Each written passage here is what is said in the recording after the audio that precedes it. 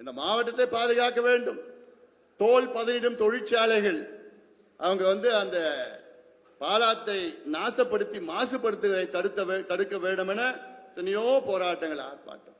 இந்த குரோமியம் ஃபேக்டரின்னு சொன்னாங்கல்ல, அது குரோமியம் ஃபேக்டரி கிட்டத்தட்ட 28 ஆண்டுகளுக்கு முன்பு மூடிட்டாங்க. ஆனா மூடின அந்த குரோமியம் ஃபேக்டரியில கிட்டத்தட்ட 2.5 லட்சம் டன் குரோமியம் அப்படியே தேங்கி கிடக்குது.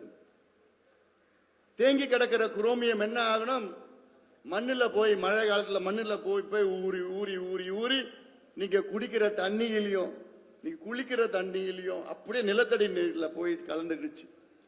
இந்த குரோமியம் கலந்த நீரை நம்ம சாப்பிட்டா 100 விழுக்காடு கேன்சர் வரும். 99 கிடையாது, 100 விழுக்காடு கேன்சர். எவ்வளோ பாதிப்பு, எவ்வளோ பிரச்சனைகள் வருது. அதை அரசுக்கு தெரிந்தும் அதை அகற்றாமல் அப்படியே வச்சிருக்கிறாங்க. நம்ம போராட்டம் பண்ணா ஒரு ஆய்வு நடத்துவாங்க, அவ்வளவுதான்.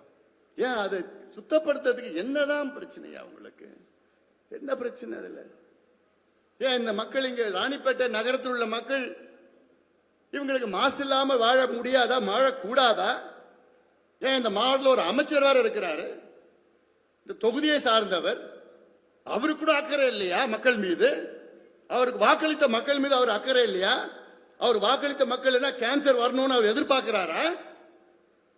4 ஆண்டு காலம் அமைச்சரா இருக்கிறாரு. ஏன் அதை தூய்மைப்படுத்தி அகற்றுவது ஏன் முன்னேற முடியாது? இதுக்கு எத்தனையோ போராட்டங்கள், ஆர்ப்பாட்டங்கள், வழக்குகள் எல்லாம் போட்டோம், நடக்கல.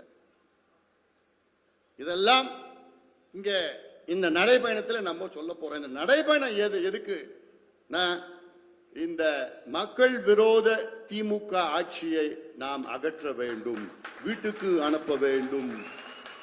இவர்கள் ஆண்டது போதும், தமிழ்நாட்டை நாசப்படுத்தியது போதும். கொடுங்கோல் ஆட்சி இங்கு நடந்து கொண்டிருக்கிறது. யாருக்கும் பாதுகாப்பு இல்லை இங்கே.